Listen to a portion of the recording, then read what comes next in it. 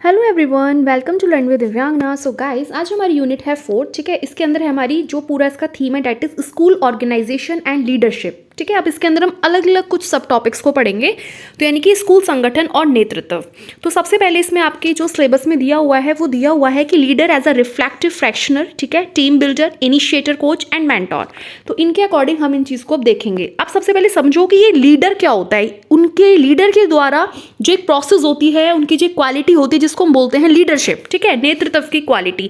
अब देखो, नेतृत्व वाली क्वालिटी जो होती है वो हर एक इंसान में तो होती नहीं है। आप लोग भी देख सकते हो अपने आप को कि आपके अंदर वो लीडरशिप वाली क्वालिटी है या नहीं है, ठीक है। अब इसी तरीके से होती क्या है, सबसे पहले इसको देखते हैं कि एक ऐसी क्वालिटी जो इन्फ्लुएंस करती है, जो बेसिकली प्रभावित करती है दूसरे लोगों को, ठीक है। किस तरीके से प्रभावित करती है? हर चीज़ दो तरीके से प्रभावित कर सकती है, सकारात्मक तरीके से भी, नकारात्मक तरीके से भी। अब वो आपके ऊपर है कि आप अपनी लीडरशिप क्वालिटी को किस तरीके से यूज़ करते हो। तो यहाँ पे हम पॉजिटिव एस्पेक्ट में देखेंगे, डेट इज भाई जो भी उनका काम है, जो भी उनका गोल है, ठीक है, उसके टूवर्ड्स मतलब उसकी तरफ क्या करना, उनको सहयोग करना, ठीक है, लोगों को। दूसरा, ये एक ऐसा बिहेवियर होता है जो बेसिकली दूसरे लोगों के बिहेवियर को भी इफेक्ट करता है। और भी आप इसमें अलग अलग कुछ भी एग्जांपल्स देखें, किसी भी तरीके से आप लोग समझ सकते हो, है ना। अब मान लीजिए कोई भी इंसान है ना, तो मैं सपोज करो मैं आप लोगों को क्या कर रही हूँ, मैं आप लोगों को सपोज एक लीडरशिप में हूँ, ठीक है, मैं एक लीडर, आप लोगों को मैं लीड कर रही हूँ यहाँ पे, ठीक है। तो मैं क्या करूँगी, आप लोगों की जो भी वीकनेस है, आपकी स्ट्रेंथ्स, उन पर भी वर्क करूँगी, ठीक है। अब मान लीजिए आप हैं, फॉर एग्जाम्पल, आप चाहें तो जो भी आपका लीडर है आप उसको एज अ उसको आप एक अपना आइडियल भी मान सकते हो, ठीक है। और इसी तरीके से मतलब मैं एक पॉजिटिव कोशिश मेरी यही रहेगी कि भाई मैं आपको एक पॉजिटिव एस्पेक्ट तरीके से आप लोगों को प्रभावित करूं, है ना, या जो मेरा नेचर है, मेरा बिहेवियर है, या जो मेरी मेहनत है, जो भी चीज़ होती है। तो इस तरह की कोई भी क्वालिटी। अब जैसे मान लीजिए अगर हम टीचर, देखो कौन कौन हो सकता है भाई वो लीडर। अगर हम स्कूल के उस पर बात करते हैं तो एक टीचर हो सकता है, एक हेडमास्टर है, प्रिंसिपल है, मॉनिटर है, तो ये सब, अच्छा प्रिंसिपल मैंने 2 बार लिख दिया, तो ये सब क्या है, ये कोई भी हो सकता है, ठीक है। अब इनके फंक्शंस क्या होते हैं ये जल्दी समझेंगे। सबसे पहले है कि भाई टीम वर्क जो है उसको डेवलप करना, ठीक है। टीम वर्क को यहाँ पे विकसित वो करेगा जो एक लीडर होता है, वो एक काउंसलर की तरह भी एक्ट करता है, यानी कि परामर्शदाता। और हमने कुछ जो हमने एक वीडियो पढ़ी थी इससे पहले, उसमें हमने पढ़ा था काउंसलर कौन होते हैं, काउंसलिंग क्या होता है, हर चीज़ हमने उसमें बेसिकली पढ़ा था, ठीक है। इसी तरीके से एक रिप्रेजेंटेटिव, एक प्रतिनिधि की तरह भी वो यहाँ पे बेसिकली कार्य करता है, एक रिप्रेजेंट करता है वो जिसका भी प्रतिनिधि। सपोज करो अगर मैं यहाँ पे एक टीचर की बात करती हूँ, या फिर मैं अगर सपोज कीजिए स्कूल के प्रिंसिपल की बात करती हूँ, तो वो यहाँ पे क्या करेंगे भाई, वो यहाँ पे रिप्रेजेंट तो वही कर रहे हैं ना जिनका स्कूल है, किस तरीके से क्या करना है, किस तरीके से मैनेजमेंट होना चाहिए, तो रिप्रेजेंट भी वही करता है, ठीक है। टाइम मैनेजमेंट का पूरा देख रेख हो गया। एक पावर जो है, जो उनके पास एक पावर है, उसका प्रॉपर यूज करो, उसको एक पॉजिटिव वे में उसको बेसिकली यूज करना है। एक सिक्योर करना है इफेक्टिवनेस ऑफ ग्रुप एफर्ट्स, मतलब जो भी है, जो भी आप समूह प्रयास को लेकर एक सुरक्षित प्रभावशीलता यहाँ पे आपको दिखानी पड़ेगी कि इस तरीके से आपको अपने ग्रुप एफर्ट्स डालने हैं कि वो चीज बेसिकली इफेक्टिव होनी चाहिए। अब यहाँ पे नेक्स्ट बात आती है कि लीडर, देखो लीडर सबसे बड़ी मेन चीज होती है यहाँ पे फॉलोवर्स को आप लोग याद रखना, ठीक है। फॉलोवर्स, क्योंकि जहाँ पे लीडर्स जो होगा उसके सीधी सी बात है भाई उसके फॉलोवर्स होंगे। अब फॉलोवर्स होंगे तो क्या होगा भाई, उनको अपने फॉलोवर्स के टूवर्ड्स, ठीक है, क्या रखनी पड़ेगी, प्रैक्टिकल अप्रोच रखनी है ना। इसी तरीके से एक कॉमन गोल है किसका, फॉलोवर्स का और उस लीडर का, दोनों का एक गोल है जो कि उसको उनको बेसिकली ऑब्जेक्टिव को क्या करना है, उनको अचीव करना है, उस पर बेसिकली वर्क करना है। तीसरा, यहाँ पे एक पर्सनल क्वालिटी होती है। अगर मान लीजिए कोई लीडर के अंदर कोई पर्सनल क्वालिटी है ही नहीं, तो आप किस तरीके से उसके फॉलोवर्स को क्यों फॉलो करेंगे।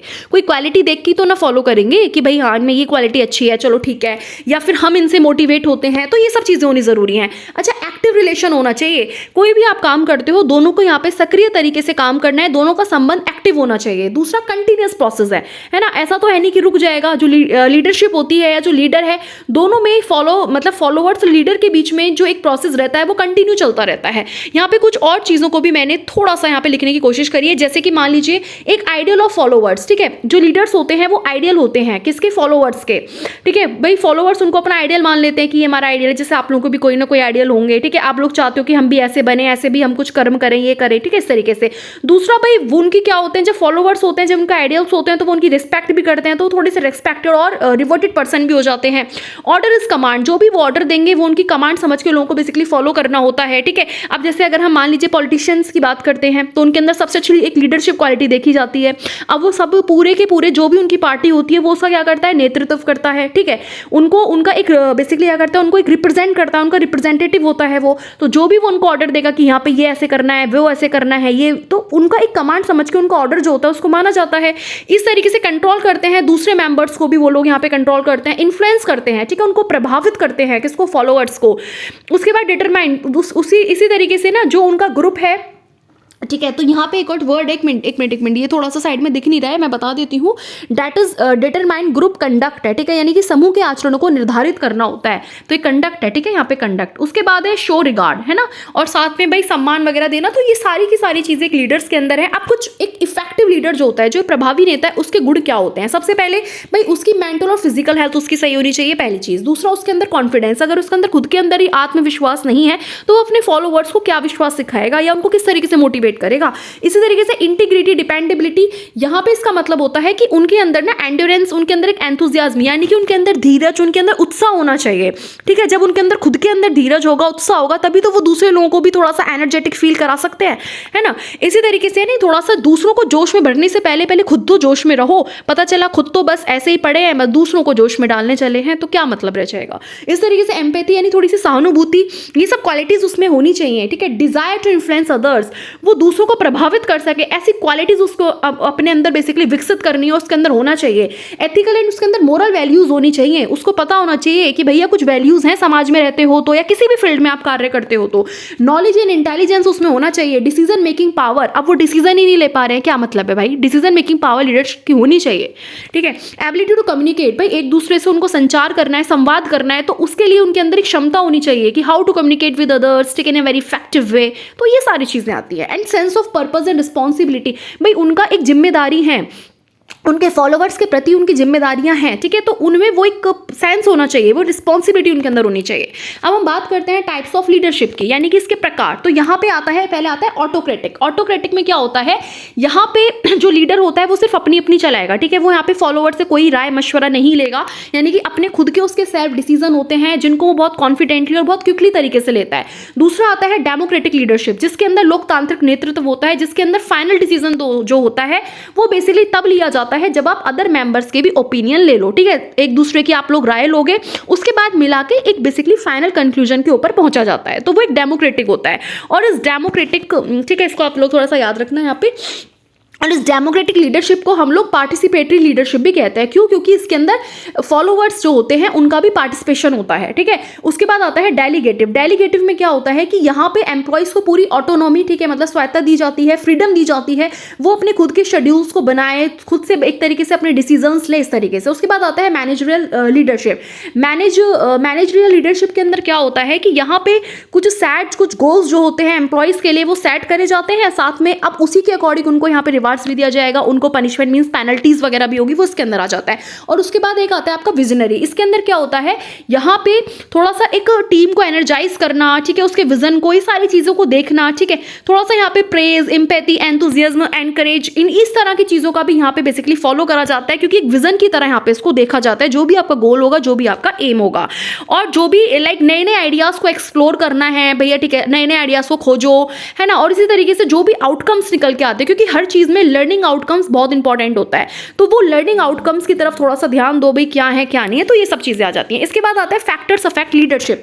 अब लीडरशिप पे कौन कौन से फैक्टर्स अफेक्ट करते हैं, तो सबसे पहले भाई लीडर की खुद की पर्सनैलिटी कैसी है ना, उनका खुद का व्यक्तित्व कैसा है, उनका बिहेवियर, उनकी सारी चीजें इसके अंदर आ जाती हैं। इस तरीके से उनके पास्ट के एक्सपीरियंसेस क्या रहे, उनकी एक्सपेक्टेशंस, वो सब, उनकी एक्सपेक्टेशन, बिहेवियर उनके सुपीरियर्स को लेके, ठीक है, वो सब क्या है, या फिर जो भी टास्क वो परफॉर्म कर रहे हैं अपने सबऑर्डिनेट्स के साथ, उनकी उस टास्क को लेके उनकी क्या क्या रिक्वायरमेंट हो सकती है, भाई जो भी टास्क आप कर रहे हो उसके लिए किस किस चीज़ की जरूरत पड़ सकती है, तो वो सब चीज़ें इसमें आती हैं। इस तरीके से expectations and behaviours of peers, जो सहयोगी हैं, जो सहपाठी हैं, उनका भी अपेक्षाएं, व्यवहार को यहाँ पे देखना पड़ता है। और साथ में जो ऑर्गेनाइजेशन कल्चर है, यानी कि जिस क्लाइमेट में, जिस कल्चर के अंदर आप काम कर रहे हो वो चीज़, और साथ में वो जो भी आप पॉलिसीज वगैरह को आप बेसिकली क्या करना चाह रहे हो, जो भी पॉलिसीज आप लोग अडॉप्ट करोगे, लोगे, ठीक है, बनाओगे, उन पर वर्क करोगे, वो सारी चीज़ें चीज़ें इसके अंदर आ जाती हैं जो बेसिकली लीडरशिप को यहाँ पे अफेक्ट करती हैं। अगर मान लीजिए कोई भी पॉलिसी आप बनाते हो वो ठीक से काम नहीं करी तो वहाँ पे लीडरशिप प्रभावित होगी। ठीक है, अगर आप दोनों के अच्छे से रिलेशनशिप्स नहीं है पीयर्स के साथ, अपने सुपीरियर्स के साथ, अपने सबॉर्डिनेट्स के साथ, तो वहाँ पर लीडरशिप अफेक्ट होगी।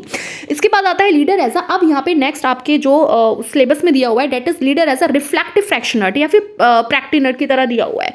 तो यानी कि ये होता कौन है भाई, जो प्रैक्टिस करते हैं reflection in their professional capacity, मतलब यहाँ पे उनको अपने अंदर यहाँ पे बेसिकली चेंजेस की नीड होती है। ठीक है, यहाँ पे किस तरीके से देखेगा, अब यहाँ पे वो भाई सेल्फ अवेयरनेस, पहले खुद को आत्म जागरूकता करेगा, अपनी खुद की वीकनेस देखेगा, उस पर वर्क करेगा, अपनी स्ट्रेंथ देखेगा, अपना बिहेवियर देखेगा, अपनी एबिलिटी, अपनी कैपेसिटीज, ये सब चीजें यहाँ पे बेसिकली सेल्फ अवेयरनेस के अंदर वो देखेगा।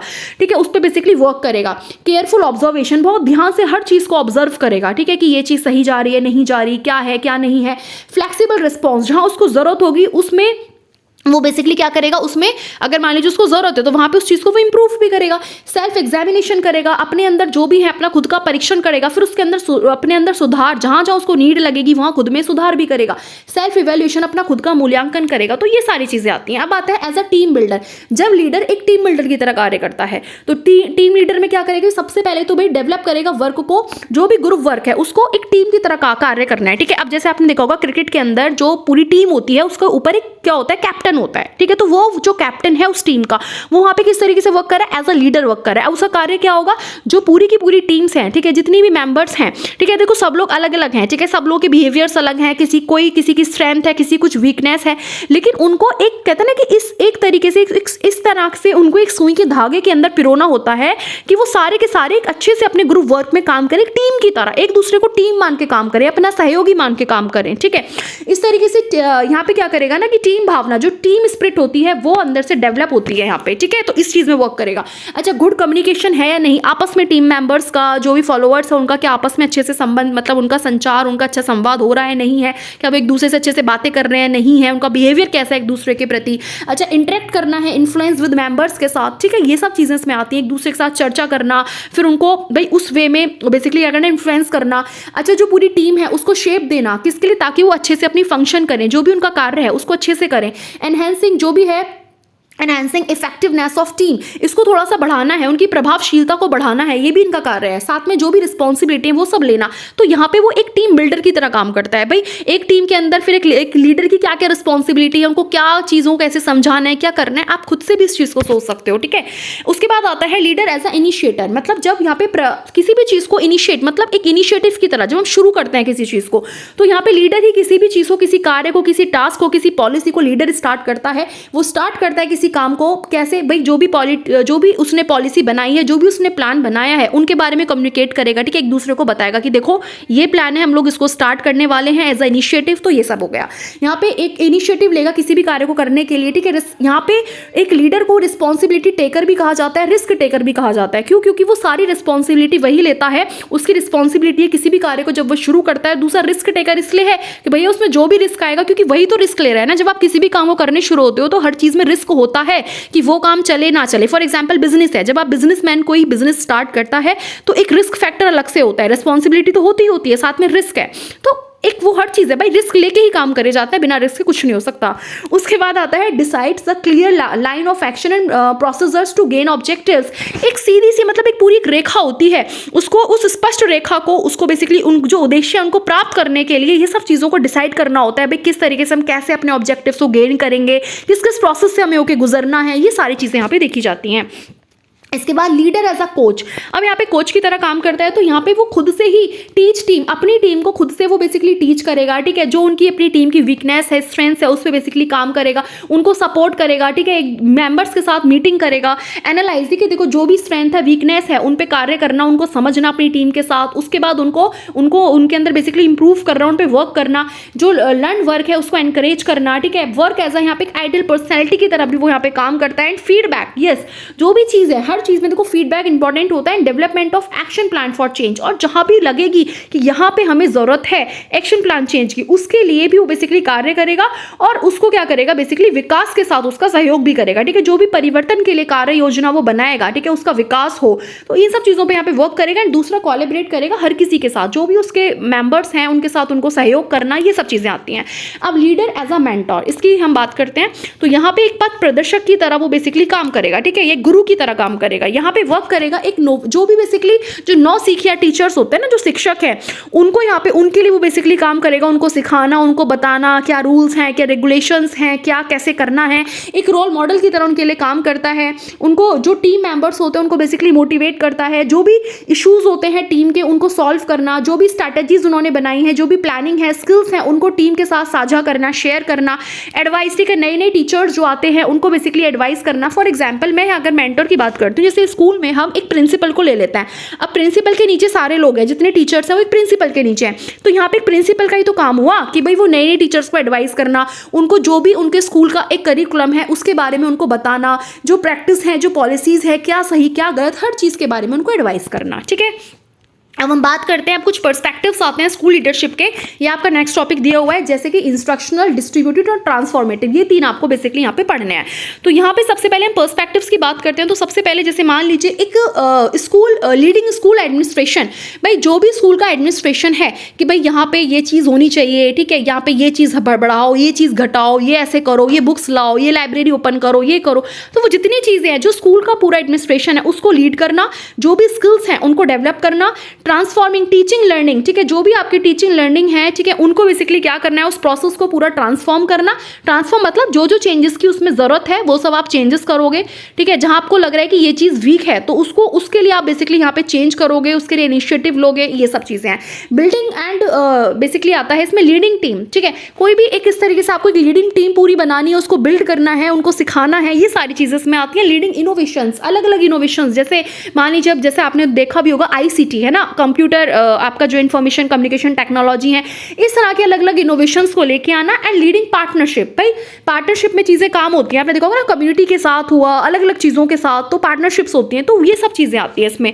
अब इसमें आता है इंस्ट्रक्शन लीडरशिप, ठीक है, निर्देशात्मक नेतृत्व। तो इसमें क्या होता है, इनका काम सबसे पहले है कि भाई इंस्ट्रक्शन देना है उनको, यानी कि जो भी करिकुलम है उसको मैनेज करना, इंस्ट्रक्शन देना, बजटिंग पे काम करना, स्कूल शेड्यूल जो है स्कूल का, तो ये सब कौन करता है, ये सब एक प्रिंसिपल का काम है ना। तो इंस्ट्रक्शन देने का काम किसका है, एक प्रिंसिपल का काम है। एक स्कूल की अगर मैं फॉर्म पे बात करती हूँ, हाईएस्ट अथॉरिटी की बात करती हूँ, तो एज अ प्रिंसिपल यहाँ पे वर्क करेंगे।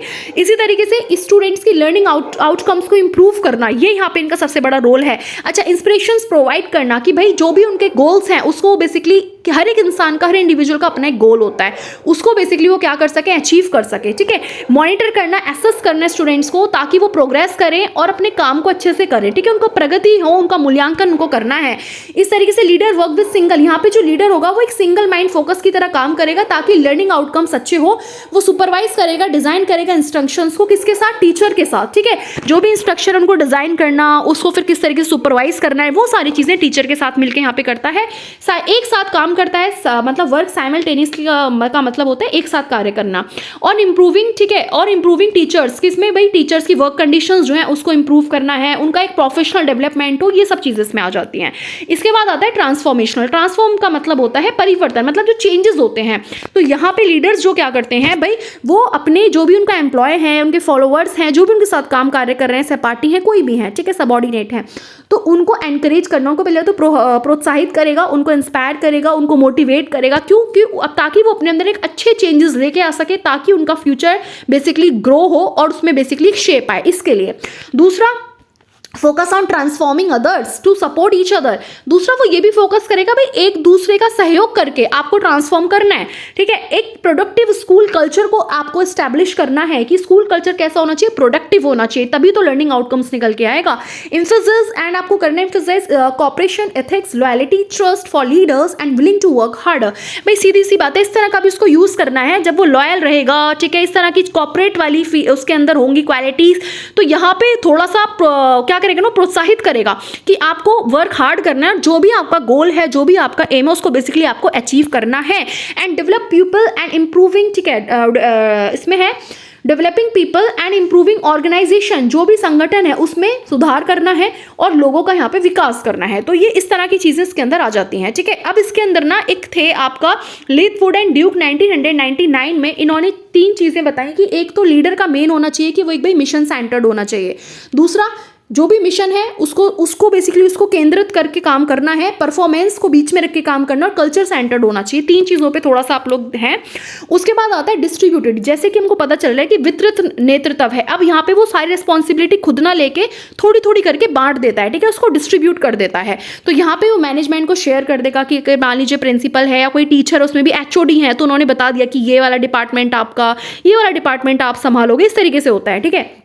डिस्पर्सेस मतलब वही डिसीजन मेकिंग फ्रॉम, अब वो क्या करेगा, थोड़े से डिसीजन मेकिंग को बांट देगा, मतलब इंडिविजुअल से अब थोड़ा सा कलेक्टिव वर्क, ठीक है ना, कलेक्टिव वर्क ग्रुप में बढ़ जाएगी चीजें। ये ओपन होता है, ये पार्टिसिपेटरी होता है। क्यों? क्योंकि यहाँ पे अदर टीचर्स का भी रोल होगा। अब सब लोग अपने अपने सुझाव देंगे कि भाई इसके अंदर आप ये चेंजेस कर लो, इसमें ऐसा कर लो, तो सबकी बातों को यहाँ पे रखा जाएगा। अच्छा, एलोकेटिंग की रोल्स एंड रिस्पॉन्सिबिलिटी टू, यहाँ पे हर एक मेंबर की हर एक उसकी अपनी खुद की रिस्पॉन्सिबिलिटीज हो जाती हैं, क्योंकि सबको यहाँ पे रोल दे दिए गए कि आपको ये वाला रोल मिला है, आप इसमें वर्क करो, आप इस फील्ड में देखो, आप इस सब्जेक्ट में देखो, आप ये करो, आपको स्पोर्ट्स डिपार्टमेंट मिला, आपको म्यूजिक मिला, आपको ये मिला, ऐसे इस तरीके से maximise human capacity and assist capacity. यहाँ पे जो ह्यूमन की कैपेसिटी है उसको भी भाई, अब जब अलग अलग आप लोग रोल करोगे तो उनकी पहली बात तो कैपेसिटी एबिलिटीज के हिसाब से आप दोगे। दूसरी चीज ये है कि थोड़ा सा जो ह्यूमन कैपेसिटीज है वो सारी चीजें इसमें बढ़ जाती हैं। यहाँ पे जो दूसरा मेंबर है वो थोड़ा सा रिस्पॉन्सिबल हो जाता है, अपने चीजों को समझने लगता है कि उसे क्या मतलब उसके क्या दायित्व हैं, क्या उसकी रिस्पॉन्सिबिलिटीज है, ये सब चीजें। Distributing all individuals in a school develop leadership qualities. अब डिस्ट्रीब्यूशन से क्या होता है, जितने भी इंडिविजुअल्स होते हैं स्कूल में उनके अंदर एक लीडरशिप क्वालिटीज भी देखो डेवलप होने लगती है। सीधी सी बात है, जब आप किसी को कोई रिस्पॉन्सिबिलिटी दोगे, आपने दे दिया कि ये सब चीज आपको ऐसे ऐसे करना है, अब वो अपने नीचे वालों पे जाके उस चीज को फॉलो करेगा, ठीक है ना। तो जब वो करेगा तो उसके अंदर क्या होगा, एक लीडरशिप वाली क्वालिटीज अपने आप से उसके अंदर आने लगेगी। तो ये सब चीजें। अब एक और चीज़ इसके अंदर आता है, इन्होंने ना ये जो थे आपके लीथवुड एंड ड्यूक, इन्होंने कुछ लीडरशिप के बारे में बात करी, जैसे कि शेयर, ठीक है। शेयर के अंदर क्या आता है, जब हम किसी भी चीज़ को आपस में दो लोगों के बीच में हम थोड़ा सा क्या करते हैं, कोलैबोरेट करते हैं, जब हम आपस में मिलकर काम करते हैं, सहयोग तरीके से हम जब काम करते हैं। दूसरा आता है मोरल, ठीक है। यहाँ पे थोड़ा सा वैल्यूज वगैरह का ध्यान रखना होगा। पार्टिसिपेट वाला जो होता है वो एक डेमोक्रेटिक होता है। पार्टिसिपेट जैसे मैं आपको पहले भी समझा चुकी हूँ कि यहाँ पे जो होगा अदर लोगों की भी राय मशवरा लिया जाता है और डिसीजन मेकिंग उन लोगों की भी होती है, तब जाके एक फाइनेंस जो होता है फाइनल डिसीजन में पहुंचा जाता है। उसके बाद आता है कॉन्टिजेंट। तो इसके अंदर क्या होता है, इसके अंदर थोड़ा सा ये देखा जाता है कि सक्सेस मतलब ये बोलता है कि जो सक्सेस है ना वो केवल और केवल एबिलिटीज पे डिपेंड नहीं करती, बल्कि और भी अदर फैक्टर्स पे बेसिकली डिपेंड करती है। जैसे कि एनवायरमेंट फैक्टर्स हो सकते हैं, जिस कंपनी में या जिस जगह आप काम कर रहे हो वहाँ के कल्चर कैसा है, तो इन सब चीज़ों पर भी करती है।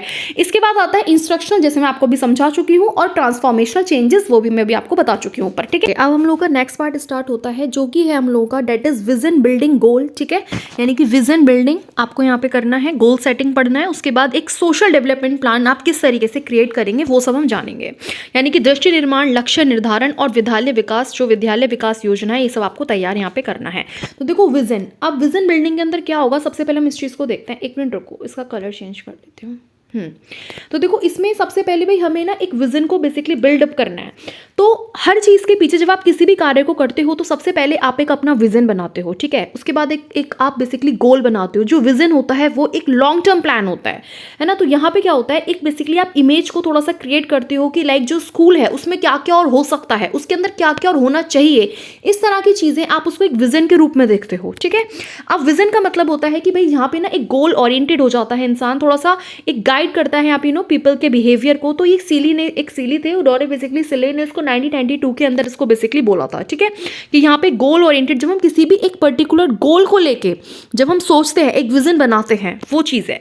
अब इसमें क्या होता है भाई, इसके अंदर ना लाइक वैल्यूज होंगी, होप्स होंगे, है ना, अलग अलग लाइक हम वैल्यूज को इसमें देखते हैं, अलग अलग हमारी आशाएं होती है, हमारी ड्रीम्स होते हैं। तो ये सारी चीज़ें यहाँ पे एक साथ काम करते हैं। कौन कौन काम करता है, टीचर है, स्टूडेंट है, फैमिली है, कम्युनिटी है। सीधी सी बात है, जब आप विजन बनाओगे पूरे स्कूल को लेके, आप एक विजन बनाओगे कि स्कूल में हमारी क्या क्या चीज़ें होनी चाहिए, ठीक है, क्या क्या चीज़ें इसमें कम है, क्या वीकनेस है, क्या स्ट्रेंथ है, हर एक चीज़ के बारे में जब आप लोग देखते हो, है ना। तो या एक लाइक जो बच्चों के लर्निंग आउटकम्स हैं वो किस तरीके से होना चाहिए, तो वहाँ पे इन्वॉल्वमेंट हर इंसान का होगा ना, क्योंकि स्कूल किसी एक से तो बना नहीं है भाई, स्कूल तो बेसिकली सबसे मिलकर बना है ना। तो वही चीज़ है। अब नेक्स्ट बात आती है that is characteristics of vision. ठीक है, विजन की कुछ विशेषताएं होती हैं। तो यहाँ पे सबसे पहले तो ये है कि भाई कंपेलिंग इमेज और picture of what school can be in future. Like इस तरह की एक इमेज को भविष्य में जो स्कूल है वो बेसिकली क्या बन सकता है, इसके लिए एक हम छवि के रूप में उसको देखते हैं कि लाइक अगर मान लीजिए हमने कोई स्कूल खोला या स्कूल है तो उसको हम और ज़्यादा किस तरीके से इंप्रूव कर सकते हैं। अभी वो प्रेजेंट में जो है सो है, बट फ्यूचर में उसकी क्या एक इमेज हो सकती है, वो उस तरह की चीज़ें। ठीक है, यानी एक लॉन्ग टर्म प्लान के रूप में हम इसको देखते हैं। दूसरा connected to and articulate deeper values and hope, है ना, वही चीज है कि लाइक थोड़ा सा फ्यूचर के लिए हम अपने एक होता है ना कि आशाओं से जुड़े रहते हैं, थोड़ा सा जो हमारी चीजें हैं, ठीक है, जो हमारी फीलिंग्स हैं, जो उन लोगों को हम जो मूल्य हैं, जो वैल्यूज हैं, उनको हम एक दूसरे के साथ कनेक्ट करके देखते हैं। Translate into actions and plans. अब सिर्फ करना ही नहीं है, अब थोड़ा सा वहाँ पे इंप्लीमेंट भी करना है। जो प्लान्स हमने बनाए हैं, जो एक्शंस हम लोग लेने की सोच रहे हैं, डेट इज उनको अब इंप्लीमेंट भी तो करना है। उसके बाद फीजिबल हो, अटेनेबल हो, मतलब संभव इस तरीके से करो कि भाई वो चीज संभव भी हो जाए, है ना। और दूसरा एक इजीली तरीके से, एक क्या होता है ना कि रेगुलरली कम्युनिकेटेड। वहां पे ऐसा नहीं है कि ठीक है, यानी आसान तरीके से, एक होता है ना कि कम्युनिकेशन हर चीजें बहुत ज्यादा जरूरी होती है, तो आसानी से नियमित रूप से अगर हम संप्रेषित करते हैं तो वो इस तरह की चीजें हमको यहाँ पे बनाना होता है, उसकी कैरेक्टरिस्टिक्स होती हैं। अब आता है नीड्स और इंपॉर्टेंस क्या होती है, इसकी जरूरत क्या है। तो देखो सीधी सी बात है, जब तक आपका कोई विजन ही नहीं होगा, यानी कि जब आप एक होता है ना कि आप एक डायमेंशन लेस कोई चीजें, कोई डायरेक्शन लेस चीजें होती हैं, तो उसके बिना क्या होता है, जो आपको रिजल्ट मिलेगा वो उतना फ्रूटफुल नहीं मिलेगा। फॉर एग्जाम्पल आपको सपोज करो कोई भी एग्जाम्पल हो, मान लीजिए आपको केवी इस बार आपको अपना क्रैक करना है ना, तो आप लोगों ने एक अपना विजन बना लिया, आप लोगों ने अपने गोल टारगेट बेसिकली सेट कर लिया। ठीक है, जब आप लोगों का क्या था, केवी का एग्जाम नहीं आया था, तो उससे पहले आप एक विजन बनाए हुए थे जो कि लॉन्ग टर्म था, कि जब मेरा केवी आएगा तो मैं अपनी पूरी तैयारी कर लूंगी, पहले से मैं करके रखूंगी, ऐसे से मुझे अपना केवी क्रैक करना है। जैसे जैसे केवी पास आता चलेगा, फिर आप एक अपना गोल बना लियो उसको, है ना, कि नहीं भैया अब ये शॉर्ट टर्म प्लान हो गया गोल थोड़ा सा, कि नहीं भैया ये तो मुझे बेसिकली करना है, इसमें इस तरीके से पढ़ना है, इतना टाइम देना है, तो वो सारी चीजें हैं। तो यहाँ पे जब तक कोई भी चीज आपकी एक प्रॉपर डायरेक्शन के बिना नहीं होगी, एक पूरी विजन प्लानिंग नहीं करोगे, ठीक है, कोई प्रोग्रामिंग, कोई भी बेसिकली एक इंट्रोडक्शंस, ये सब चीजें जब आप नहीं करोगे, इंस्ट्रक्शंस एंड ऑल, तो वो चीज थोड़ा सा लेस फ्रूटफुल होती है। इसलिए हर चीज के लिए प्लानिंग करना बहुत जरूरी होता है। ठीक है, विजन बनाना बहुत जरूरी होता है। अब ये स्कूल्स वगैरह के लिए क्यों इंपॉर्टेंट है, तो एक वेस्ट वो थे बेसिकली आपके बर्नहम, ठीक है, 2010 में इन्होंने बेसिकली बोला कि भाई एक फोकस करता है जितने भी ऑर्गेनाइजेशन लाइफ है, ठीक है, यहाँ पे जितने भी ऑर्गेनाइजेशन है, सबके जो भी जीवन है उनके पहलुओं पर बेसिकली ध्यान केंद्रित करता है, इसलिए वहाँ पे विजन बनाना बहुत जरूरी हो जाता है। और दूसरा, जो भी हम प्लानिंग वगैरह कर रहे हैं, जो हमारी पॉलिसीज है उनका डेवलपमेंट हो, उन सब के लिए इंपॉर्टेंट हो जाता है। उसके बाद क्लैरिफाई करता है कि इसके वर्क ऑफ इंडिविजुअल का, ठीक है, जो भी इंडिविजुअल काम करेगा उसको बेसिकली क्लैरिफाई भी तो होना चाहिए कि वो एग्जैक्टली कर क्या रहा है ना। उसके बाद इंपॉर्टेंस और इफेक्टिव लीडरशिप, जो भी एक प्रभावी नेतृत्व के लिए बहुत ज्यादा जरूरी होता है। डेवलपमेंट ऑफ इसमें इफेक्टिव कम्युनिकेशन का डेवलपमेंट होता है। और स्कूल प्रिंसिपल्स में जो स्कूल प्रिंसिपल्स होते हैं वो उस विजन के स्टेटमेंट को डिफाइन करते हैं। अब उसके अंदर क्या क्या आ सकता है, मान लीजिए जो पर्पस है स्कूल का वो क्या है, ठीक है, उनकी वैल्यूज क्या है, उनके स्टेटमेंट्स क्या है, इस तरह की चीजें। अब स्टेप्स हम बात करते हैं कि कुछ स्टेप्स है इसके अंदर, जैसे कि विजन बिल्डिंग के लिए कुछ स्टेप्स लिए जाते हैं। जैसे सबसे पहले इस्टेब्लिश करो एक शेयर्ड विजन, ठीक है, एक पहले सबसे पहले तो एक अपना एक जो विजन है, एक जो गोल है, जो वैल्यूज है, उसको पहले तो आप इस्टेब्लिश करो। उसके बाद जो आपने वैल्यूज सोची, ठीक है, मतलब जो भी आपने वैल्यू इस्टेब्लिश करा उसके बारे में थोड़ा सा सोचो कि आपने क्या चीजें उसमें अंदर करी है ना। उसके बाद उस जो भी विजन है आप लोगों का, जो वैल्यूज है, मैंने कि उनको अब आपको यहाँ पे थोड़ा डेवलप करना है। और जो भी आप बेसिकली डेवलप करेंगे, एक मिनट मैं नोटिफिकेशन ऑफ कर देती हूँ, वरना ना फिर ये नोटिफिकेशन से आएंगे। यस, तो उसके बाद आपने क्या करना है कि जो भी आप विजन वगैरह डेवलप करोगे, ठीक है, इन कॉन्टेक्स्ट, वो किसके कॉन्टेक्स्ट में होना चाहिए भाई, एनसीएफ 2025 और आरटीई। जो एनसीएफ है और आरटीई को ध्यान में रखकर आपको अपने विजन को, अपने टारगेट को, अपनी वैल्यूज को यहाँ पे सेट करना है। अब इसके अंदर एक और चीज आती है, डेट इज मॉनिटरिंग। ठीक है, अब हम विजन को मॉनिटर कैसे करेंगे, तो यहाँ पे 3 चीज ध्यान रखना। ये सबसे पहले आप प्लानिंग करते हो, किसी भी चीज की एक योजना बनाते हो, उसके बाद उसको एक्शन में लाते हो, और उसके बाद एक्शन में जब आप कार्य करते हो देन उसके बाद आप उसका रिव्यू करते हो। रिव्यू करना, इवैल्यूएशन करना, ये चीजें बहुत ज्यादा इंपॉर्टेंट हो जाती हैं। अब कुछ गोल की बेसिकली सेटिंग्स के हम लोग बात करेंगे, नहीं लक्ष्य निर्धारण। तो गोल जो होता है, जैसे विजन जो होता है वो बेसिकली एक लॉन्ग टर्म प्लानिंग आप कह सकते हो, और जो गोल होता है वो विजन से थोड़ा छोटा, शॉर्ट टर्म के लिए होता है। गोल जो होता है स्कूल का कैन बी ऑफ मैनी, मतलब बहुत चीजों को लेके हो सकता है, एंड जो भी प्रोसेस बेसिकली चल रहा है उस चीज के रिगार्डिंग, और कोई भी चीज अगर हमको आइडेंटिफाई करनी है वो उसके लिए ना, उसकी पहचान के लिए, और या फिर कोई चीज अगर हमें स्टैब्लिश करनी है तो इसके लिए हम क्या करते हैं, जो भी हमारे मेजरेबल गोल्स हैं, ठीक है, जो भी हम लोगों ने एक अपना टारगेट बनाया है, अपना योग्य जो भी हमारे योग्य लक्ष्य है उसको हमें स्टैब्लिश करना है, उसको हमें समझना है, आइडेंटिफाई करना है, ठीक है। उसके बाद आता है गोल की सेकंड जो सेटिंग्स हैं, ठीक है। गोल सेटिंग्स में सबसे पहले हम क्या करते हैं, मास्टरी गोल बना लेते हैं। मास्टरी गोल में क्या होता है, यानी कि महारत के लक्ष्य होते हैं ये। यहाँ पे हमको कोई भी चीज़ है, ठीक है, उसके लिए हमको क्या देखा जाता है कि यार इस चीज़ में हमको मास्टरी है या नहीं है, इस तरह की चीज़ें। दूसरा परफॉर्मेंस अप्रोच, यहाँ पे बेसिकली उस जो भी आपका गोल है उसके रिगार्डिंग आपकी परफॉर्मेंस चेक की जाएगी। और तीसरा यहाँ पे परफॉर्मेंस अवॉइडेंस, ठीक है। अब यहाँ पे क्या है कि मान लीजिए कई बार ऐसी चीज़ें भी होती है जब हम परफॉर्मेंस करते हैं तो कुछ कुछ चीज़ों को हमको यहाँ पे बेसिकली क्या करना होता है, अवॉइड करना होता है। जैसे परफॉर्मेंस के अंदर यहाँ पे आप क्या करोगे, थोड़ा सा लाइक वीकनेस भी देखोगे, अपनी स्ट्रेंथ भी देखोगे, अपनी एबिलिटीज़ भी देखोगे, अपनी कैपेबिलिटीज़ भी देखोगे, हर अपना इंटरेस्ट भी देखोगे। अब यहाँ पे कुछ कुछ फैक्टर्स ऐसे होते हैं जिसकी हमें नीड नहीं होती, तो कुछ कुछ फैक्टर्स को हमको यहाँ पे अवॉइड भी करना होता है। तो इस तरह की चीज़ें यहाँ पे आ जाती है। और ये बोला किसने था, गोल सेटिंग्स के बारे में, कुछ गोल की सेटिंग्स है, यानी कि टाइप्स ऑफ गोल भी आप इसको कह सकते हो। डेट इज इलिट, जो एमसी ग्रोअर थे, ठीक है, इन्होंने 2021 में। उसके बाद आता है इंपॉर्टेंस ऑफ गोल सेटिंग। इसकी इंपॉर्टेंस क्या होती है, देखो सबसे पहले ये है कि भाई ये फोकस करता है कि क्या चीज़ महत्वपूर्ण है उस चीज़ पर फोकस करेगा।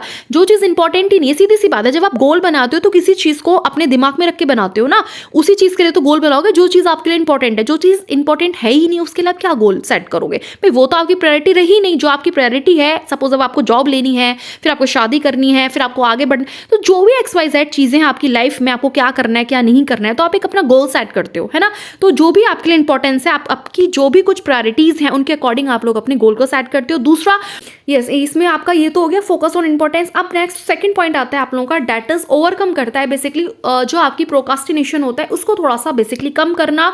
जो आपकी ड्रीम्स हैं उनको विजुलाइज करो, उनकी कल्पना करो भी, जो जो आपकी ड्रीम्स हैं, है ना, इस तरीके से। फिर भाई यहाँ पे क्या हो गया, आप प्रोग्रेस भी तो देखा जाएगा कि आप उस चीज़ के लिए, जो भी आपका ड्रीम है उसके लिए आप कितनी मेहनत कर रहे हो, आप उसमें कितना बेसिकली प्रोग्रेस कर रहे हो। फिर दूसरा भाई, जो भी हम सक्सेस लेना चाहते हैं वो गोल के थ्रू हम वहाँ तक पहुँच जाते हैं। और थोड़ा सा अकाउंटेबिलिटी भी इसके अंदर में मेंटेन करनी होती है, ठीक है। अब हम गोल सेटिंग की बात करते हैं। तो गोल सेटिंग के अंदर आता है, देखो कुछ ना गोल की सेटिंग्स है। सबसे पहले आप क्या करेंगे, आपके जितने भी गोल्स हैं आप उनको एक बार लिख लीजिए अपने दिमाग में, अपने एक विचार के अंदर उसका मंथन कीजिए। It is called brain storming. आपको 6 मिनट लगभग आपको ये करो, 5-6 मिनट।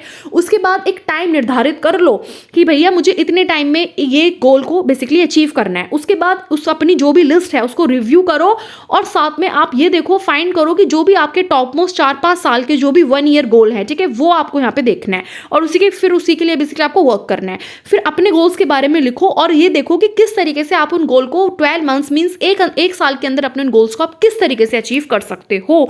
तो यहाँ पे हमें कुछ बातों का ध्यान रखना होता है। जैसे सबसे पहले गोल्स के थ्रू क्या होगा भाई, फोकस रहना ज़रूरी है, ठीक है। ये हमको मोटिवेट भी रखता है अंदर से, हमारे प्रोग्रेस को मेज़र भी करता है। हमारे अंदर जो लेजीनेस है, ठीक है भाई, अगर हमें पता है कि ये मेरा गोल है, ठीक है, या मेरे को केवी का एग्जाम मेरा पास आ रहा है, तो वहाँ पे मेरी लेजीनेस अपने आप हट जाएगी। मुझे अपने आप से वो मोटिवेट करेगा कि हाँ भैया मेरा पेपर आ रहा है, पढ़ ले, ठीक है। मेरा प्रोग्रेस, आखिर मुझे कितनी तैयारी है वो सब मुझे देखना है। मुझे फोकस करना है किस चीज़ पर, कि मेरा केवी का पेपर आ रहा है, मुझे अलग अलग सब्जेक्ट्स पे फोकस करना है।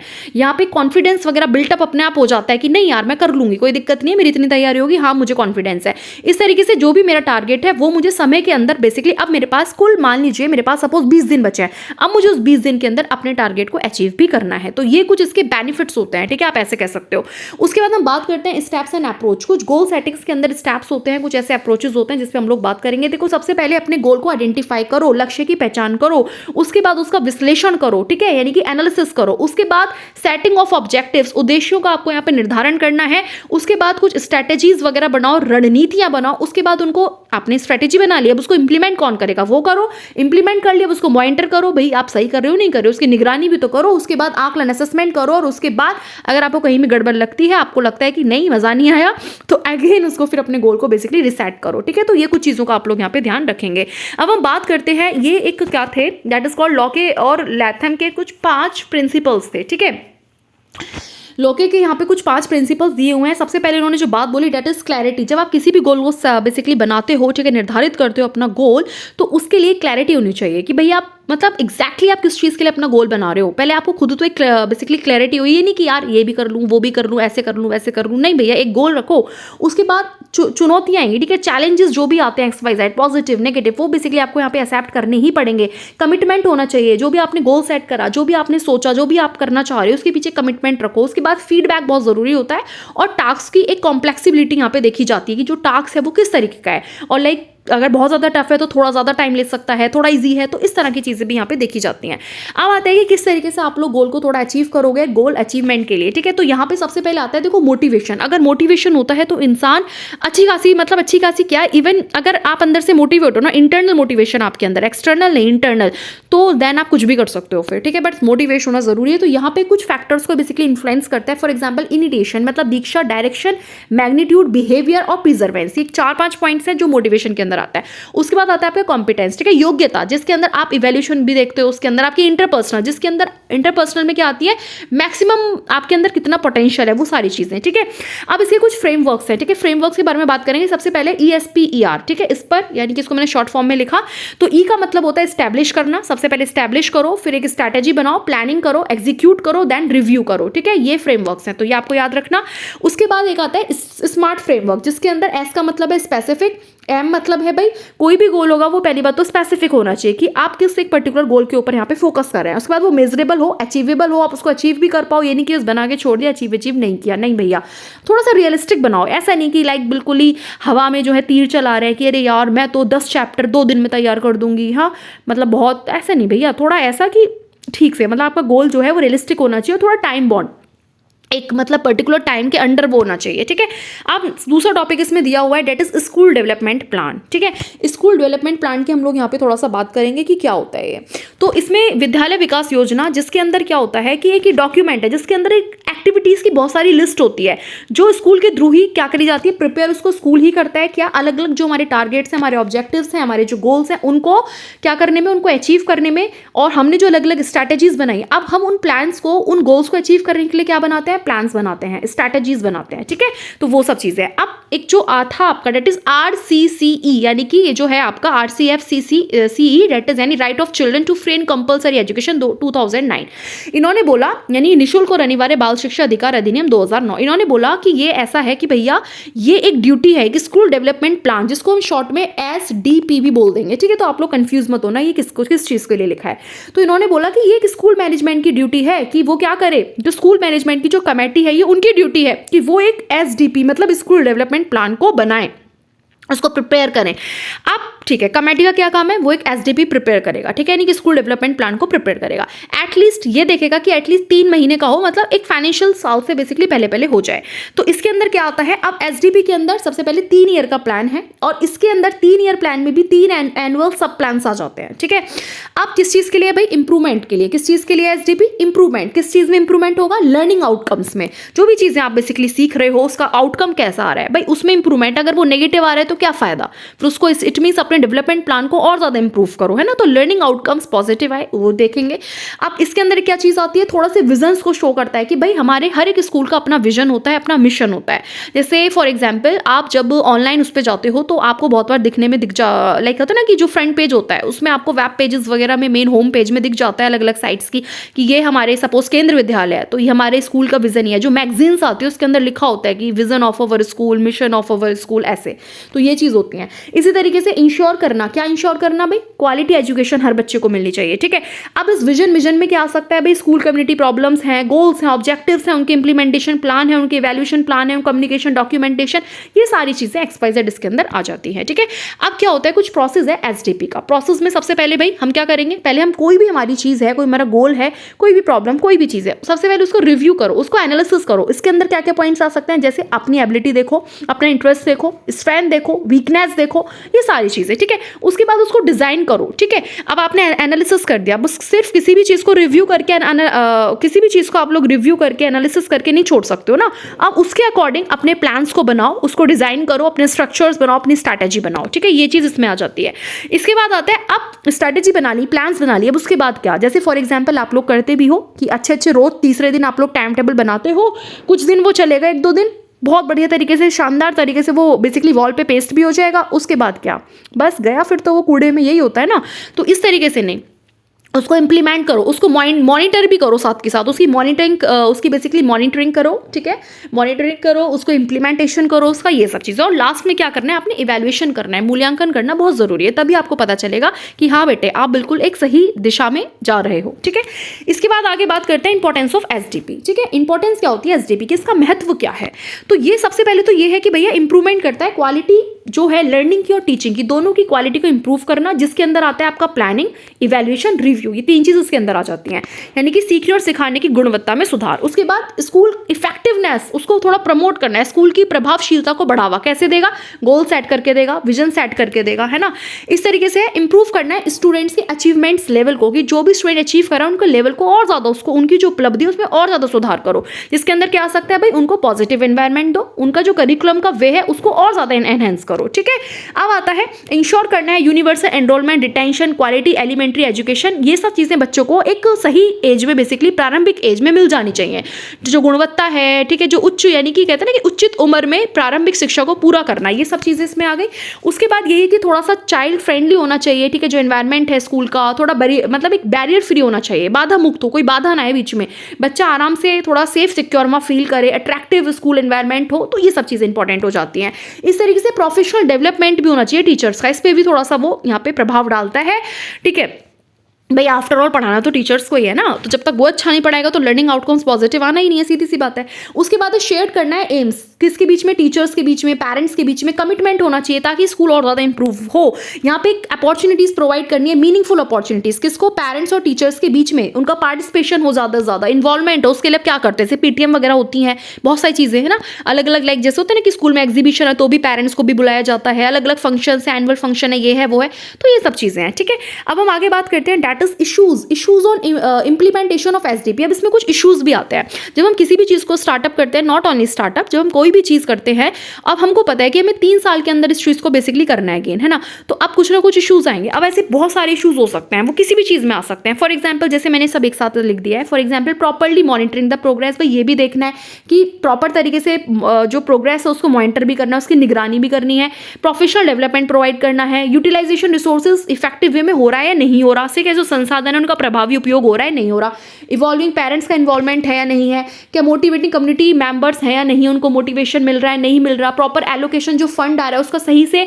मतलब उसका आवंटन हो रहा है या नहीं हो रहा, स्ट्रॉन्ग लीडरशिप और डायरेक्शन देखना, कमिटमेंट, अचीविंग गोल्स को देख करने के लिए जो भी कमिटमेंट्स हैं लक्ष्यों को प्राप्त करने के लिए, ठीक है, प्रतिबद्धता, ये सब देखनी होती है। इंफ्रास्ट्रक्चरल डेवलपमेंट कैसा हो रहा है, अवेयरनेस जो है स्टेक होल्डर्स के बीच में वो बढ़ानी है, गुड अच्छा मैनेजमेंट हो, प्रॉपर डिस्ट्रीब्यूशन हो रोल्स का, प्रॉपर कोऑर्डिनेशन हो, फ्लेक्सिबल प्लानिंग हो, ठीक है, प्रोवाइड नेसेसरी मटेरियल्स जो भी जरूरत है उनको बेसिकली प्रोवाइड करना है, एनुअल रिव्यू होना चाहिए, प्रैक्टिकल अचीवेबल ऑब्जेक्टिव्स हो ऐसे जो बेसिकली आप प्रैक्टिकल तरीके से उसको अचीव कर सको। एंड एम्पावरिंग टीचर्स, उनको भी भाई थोड़ा सा उनको क्या करना है, सशक्त बनाना है, उनको इंप्रूव करना है, उनकी टीचिंग स्टाइल्स में इंप्रूव करना है, इंप्रूविंग करिकुलम डिलीवरी, तो ये सारी चीज़ें आ जाती हैं। अब इसके अंदर कुछ फ्रेमवर्क्स हैं इसके, जैसे SWOT, तो ये शॉर्ट में लिखा गया, स्वॉट कुछ भी इसको बोल दो। एस का मतलब है यहाँ पे स्ट्रेंथ, इसके अंदर आती है। उसके बाद W मतलब वीकनेस, कमजोरी, O मतलब अपॉर्चुनिटीज, अवसर, और थ्रेट्स मतलब खतरा। तो ये एक इस तरह की क्या होती है SWOT, एक स्ट्रैटेजी प्लानिंग है। यहाँ पे हम एक स्ट्रैटेजी बनाते हैं, यानी कि एक रणनीति योजना पद्धति है, जिसके अंदर अब रणनीति जब बनाई जाएगी तो उसके अंदर वीकनेस, स्ट्रॉन्गनेस, ठीक है, मतलब वही स्ट्रेंथ, हर चीज़ें तो ऑब्वियस ही बात है ना कि इन्वॉल्व होंगी। जब हम प्लानिंग करते हैं तो हम हर चीज़ को देख कर प्लानिंग करते हैं कि भैया ये चीज़ कम है मेरी, ये चीज़ मेरी ज़्यादा है, यहाँ पे ये चीज़ ऐसे हो सकती है, वहाँ पे मेरे को ये अवसर है, तो इस तरीके से, ठीक है, ये कुछ फ्रेमवर्क है। चलिए नेक्स्ट टॉपिक है, ठीक है, तो हम एक ही वीडियो के अंदर सारी की सारी यूनिट 4 को बेसिकली पूरी कवर कर देंगे। अब आपकी सिर्फ एक यूनिट बचती है जो कि आपकी कल आ जाएगी, तो आपका मेरी तरफ से सारा सिलेबस डन होने वाला है जो मैंने आपको प्रॉमिस किया था। और उसके बाद बस मैं एक सिर्फ लास्ट में एक मिसलेनियस वीडियो और दूंगी, ठीक है, जिसके अंदर कुछ टॉपिक्स अगर 1-2 चीज़ें बीच में मिसिंग भी हो गई हैं, ठीक है, जैसे कि अभी 3rd का 1-2 वो है, तो वो सब मैं एक ही वीडियो के अंदर सब चीज़ें ऐड कर दूंगी, ठीक है, बाकी और भी थोड़ा चुना के, ताकि कोई चीज़ आपकी बस छूटे ना। तो चलिए स्टार्ट करते हैं। इसमें क्या है कि भाई हम थोड़ा सा स्कूल प्रोसेस वगैरह के बारे में सोचेंगे। काफ़ी बड़ा सा आपको इस तरीके से ना एक टॉपिक दिया हुआ है ना, काफ़ी बड़ा सा। तो स्कूल प्रोसेस यानी कि अब स्कूल की प्रक्रिया के बारे में हम इसके अंदर बात करेंगे। तो भाई यहाँ पे क्या होता है कि जो स्कूल प्रोसेस होता है, अब हमें पूरे स्कूल को देखना है कि वो जो अपनी प्रक्रिया कर रहा है वो किस तरीके से कर रहा है, ठीक है, क्या उसमें कोई कमी तो नहीं है, क्यों करना है, ताकि एक टीचिंग लर्निंग प्रोसेस स्मूथ तरीके से हो सके, ठीक है, इस चीज़ को यहाँ पे इंश्योर करने के लिए। अब इसके अंदर सबसे पहले बात आती है एनुअल कैलेंडर। हम क्या करते हैं, एक एनुअल कैलेंडर बनाते हैं, पूरा एक साल का बना देते हैं, ठीक है, जिसके अंदर ये एक तरीके से कह सकते हो, ये भी एक टाइम टेबल की तरह है, दूसरे तरह का इसको आप टाइम टेबल कह सकते हो। ठीक है, इसके अंदर हम क्या कहते हैं, एक पूरा वेल प्लान्ड एक स्कूल कैलेंडर होता है जिसके अंदर विजन्स, नॉलेज, एक्सपीरियंस, कैपेबिलिटीज, हर चीज़ को ध्यान में रख के हमें बनाना है। और इसके अंदर क्या होता है ना, इंक्लूड, देखो इसके अंदर सारी की सारी डेट शामिल नहीं होती। अगर आप सोचो सारी डेट 1, 2, 3 से लेकर जितनी एक साल में डेट पड़ेंगी सारी चीज़ों का, ऐसा नहीं होता। ये थोड़ा सा ये किस तरीके से होता है, मान लीजिए हमने एक जो इंपॉर्टेंट डेज है कि लाइक हमें जो पूरा कैलेंडर बनाना है उसके अंदर कितनी वैकेशंस, कितनी हॉलीडेज आएंगी, कितने उसके अंदर वर्किंग डेज होंगे, ठीक है, कितना क्या होगा, इस तरीके से हम उसमें बनाते हैं कि भैया इस दिन आप लोगों की पीटीएम होगी। तो हर चीज़ को ध्यान में रख के जो हम उसको बनाते हैं बेसिकली। तो यहाँ पे क्या होता है, यानी एकेडमिक सेशन को भी हम लोग देखते हैं। ठीक है, यहाँ पे हर चीज़ को देख के, तो जैसे मान लीजिए मैंने कैलेंडर बनाया, उसके अंदर लिखा कि 1 अगस्त को आपका पहला डे है स्कूल का, फिर एक डेट में लिखा कि लास्ट डे ये होगा, इतने को आपकी ब्रेक डे होंगे, इतने से इतने का आपकी इतने को आपकी बेसिकली पेरेंट टीचर मीटिंग होगी।